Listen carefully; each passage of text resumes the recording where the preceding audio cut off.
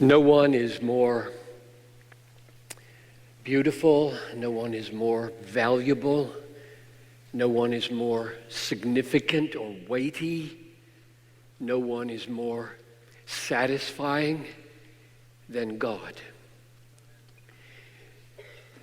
And when the beauty and the value and the weight and the satisfying nature of God radiates out for our perception and our discernment, we call it the glory of God. And that's, whoa.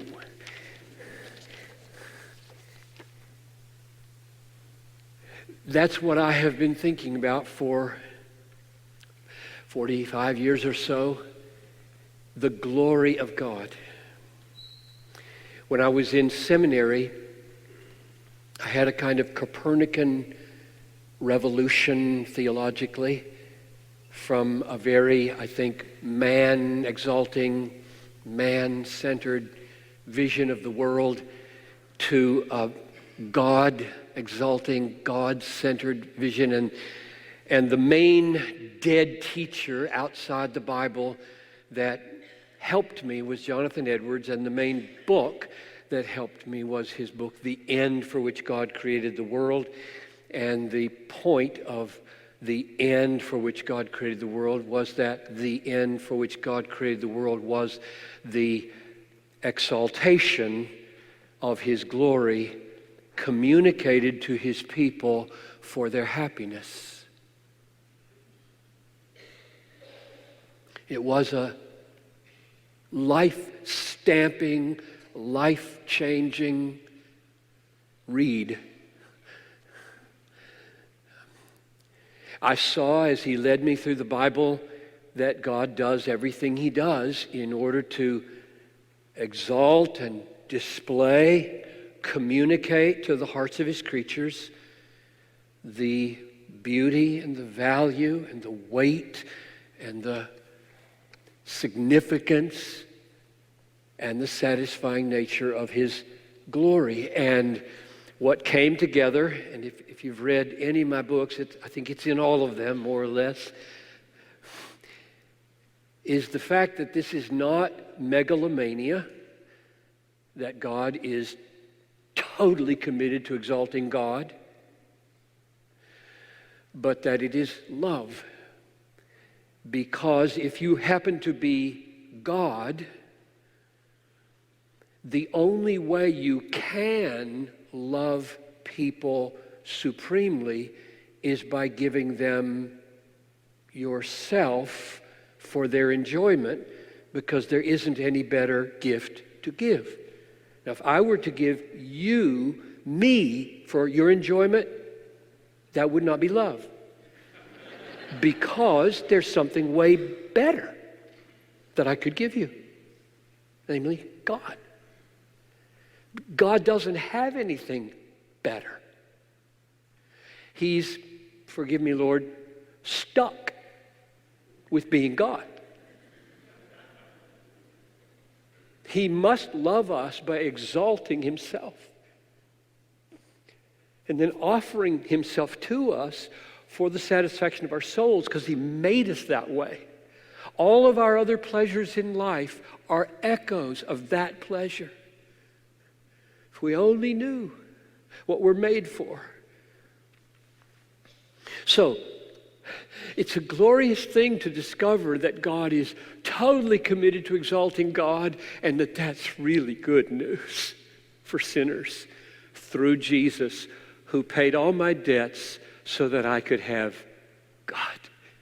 Not as an incineration of me and my sin, but as a father and a shepherd and a king, displaying all of His excellencies to me for my delight forever. Now, in the last 2 years,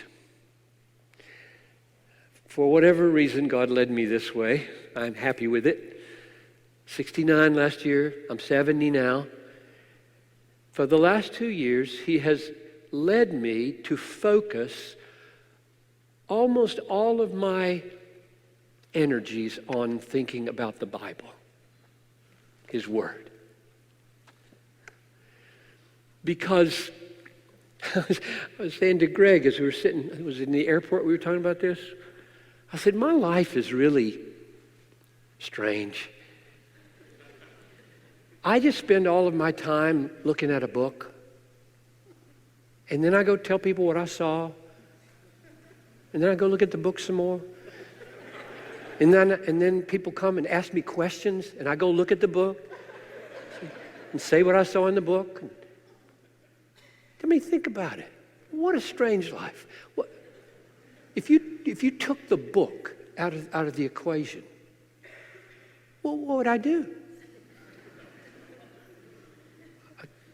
I'd have to come up with ideas and fancy thoughts and clever turns of phrase. And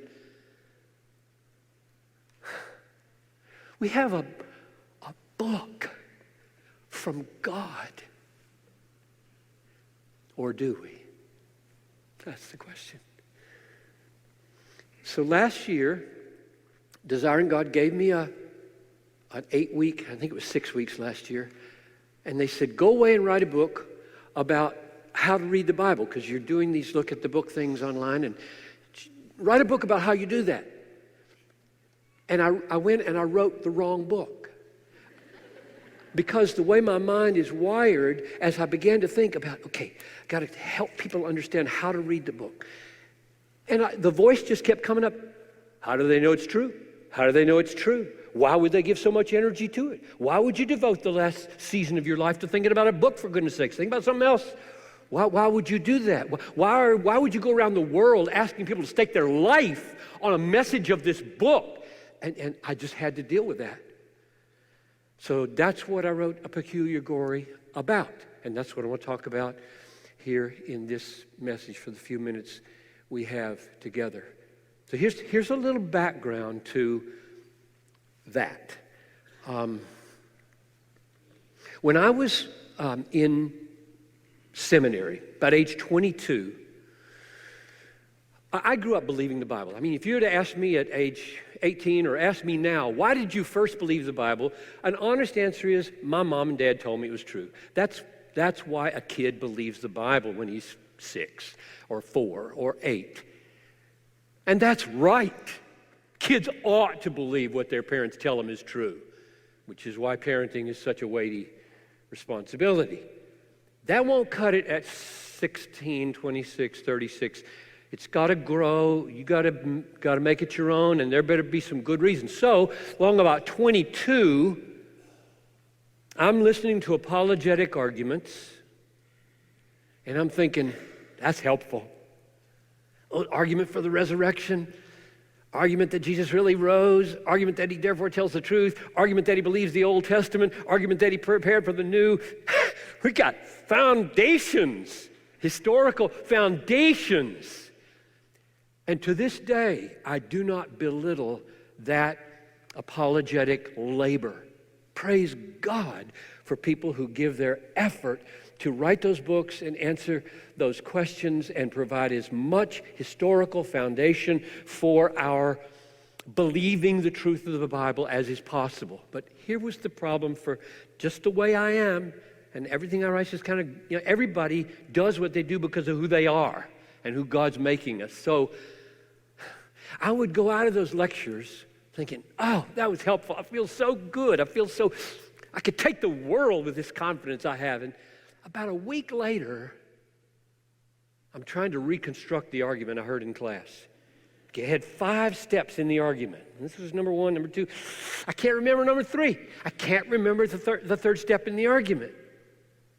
Now, what if I was in a conversation right now with a really smart unbeliever? And he was pushing me, and I'm trying to give him all the solid basis that I heard in class, and I can't remember the third step in the argument. This was an existential crisis, because I thought to myself, if my steady state confidence in Jesus, the message of this book, and all of its practical details that make you or not stake take stands on whatever. If my steady state confidence rises and falls with my ability to recall and reconstruct sophisticated philosophical and historical arguments, I'm cooked. I'm just cooked. People think I'm smart. I'm not smart. I cannot remember stuff. I can't remember. I can't reconstruct. I just thought there's...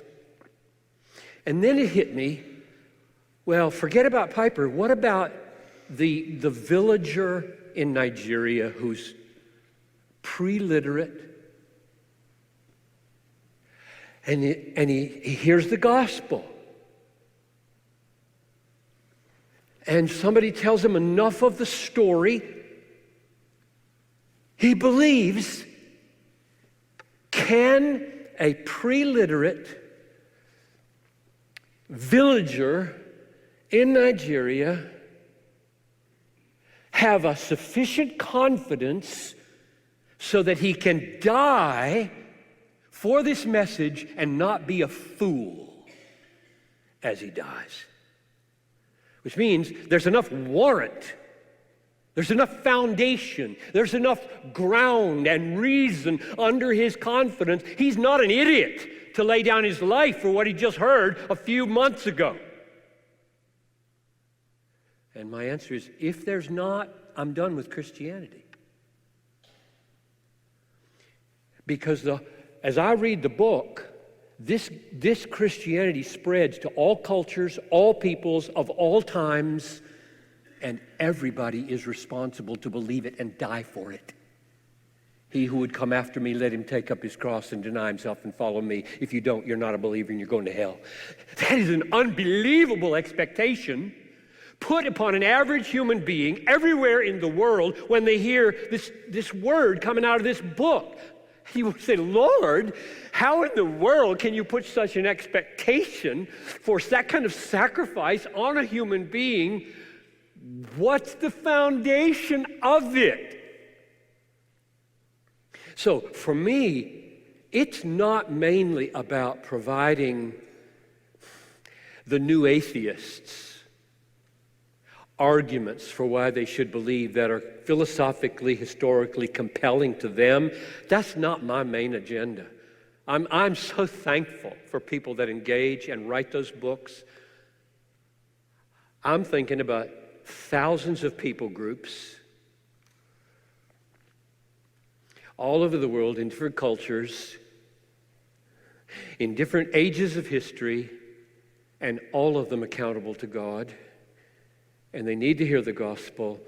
And when they hear the gospel, God has evidently made it possible for them to know the message is true. And I can die for it without being a fool. And I want to know, how do they know? That's what this book is about. And then existentially, if they could know, I could perhaps know. And maybe there's a kind of knowing that the book is true that wouldn't be dependent on a quick reconstruction of an argument, parts of which I might forget in the moment when I'm called upon to die. You can't do it. I mean, when they're stacking the wood around your feet, your mind isn't working that way. It isn't. It's got to work another way. The depth and confidence to die for Jesus has to come from another source than remembered arguments. That's pretty heavy for me, and that's what I want to talk about. So that's the most urgent question, not just the atheists, but me and missions and my children or your children. Can a 6-year-old know the Bible is true? Can an 8-year-old know the Bible is true? With a knowledge that is unshakable and well-grounded with the capacities that an 8-year-old has. That's the kind of question I'm exercised by. So it's really, really relevant to me. And I want to try to give you a taste of the book is what? 300 pages long, so we got 30 minutes here, and I can't do all of it. But let me show you how I got where I got. I said Edwards was helpful. Let me quote to you why he was so helpful in this regard in particular. Jonathan Edwards was a pastor in the 18th century, 1703 to 1758. You can hear he died young. Goodness, I've lived already 15, 16 years longer than him. Wow, what he accomplished. He got fired from his church. And you don't need to go into that. You can read his biography. There are really good biographies of Edwards. The last 8 years of his life, he ministered in a small frontier town among Native Americans called Stockbridge, and the Indians were the Housatonic tribe. And here this world-class theologian, who probably was the smartest theologian America has ever produced, ministering to non-literate Native Americans the gospel. And he needed to know, how do they know? Just like I needed to know. And I'm going to read you what he wrote. Miserable is the condition of the Housatonic Indians and others who have lately manifested a desire to be instructed in Christianity, if they can come at no evidence of the truth of Christianity sufficient to induce them to sell all for Christ in any other way but this, the path of historical reasoning. Now that's a long, complicated sentence. Let me restate it. How miserable are the Indians if the only path that they have to certainty is the path of historical reasoning.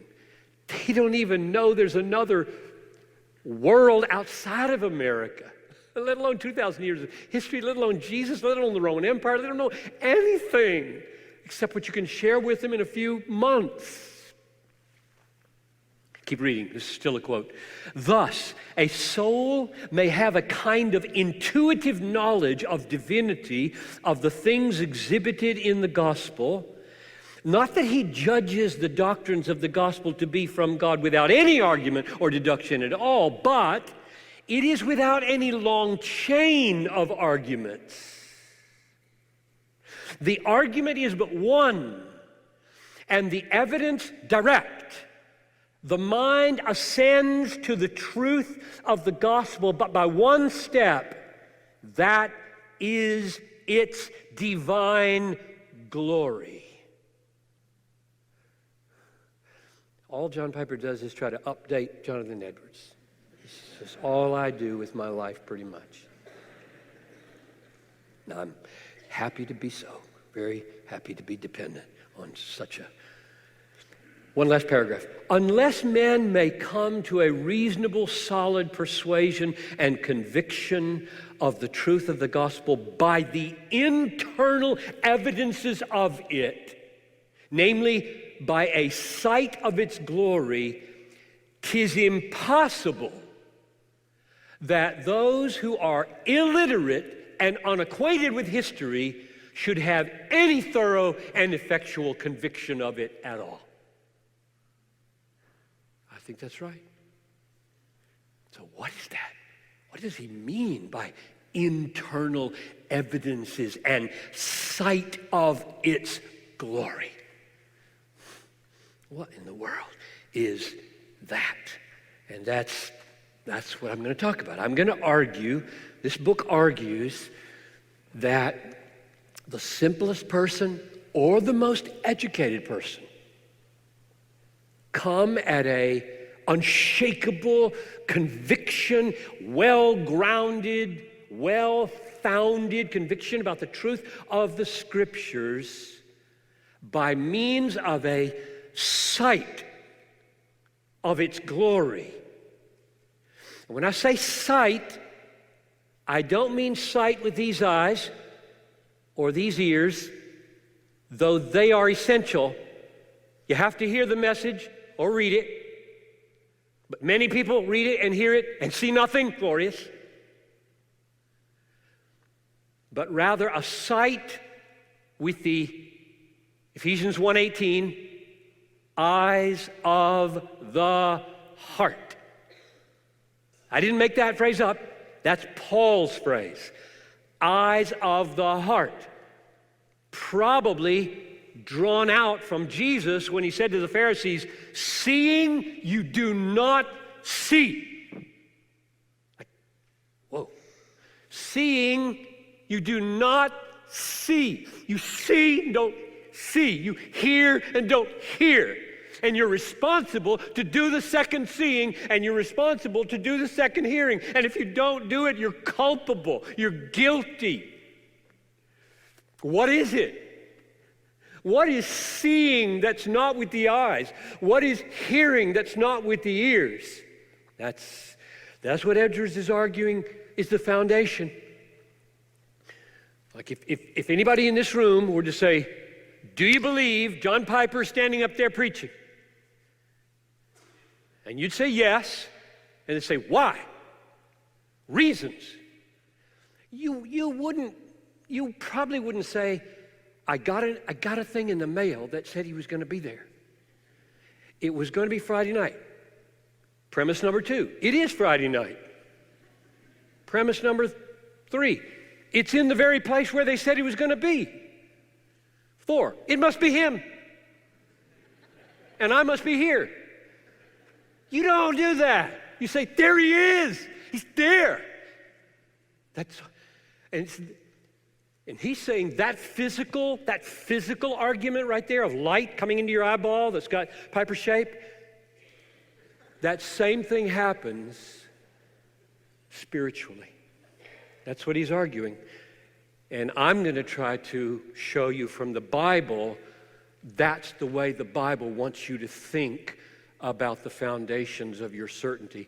Now, I'm very aware as I do this that I'm going to use some language and describe some things that for some of you, maybe many of you, will be new ways of talking, which can make you nervous. Because if I say, this must happen to you, or you're not saved, or you can't know the Bible. You sit there saying, I don't even know what he's talking about. I've never used that language in my life. I just want to give you a little relief here, because when a baby is born, he's really born. Suck, suck, breathe, breathe, cry, cry, mess, mess. And he can't describe any of it. He's got to grow up, learn some vocabulary, and then interpret what happened to him. I was born. I grew in my mommy's tummy. I came out. I breathed. I understand, but he didn't then. And many of you, praise God, many of you, what I'm going to describe has happened to you, and you could not put these words on it.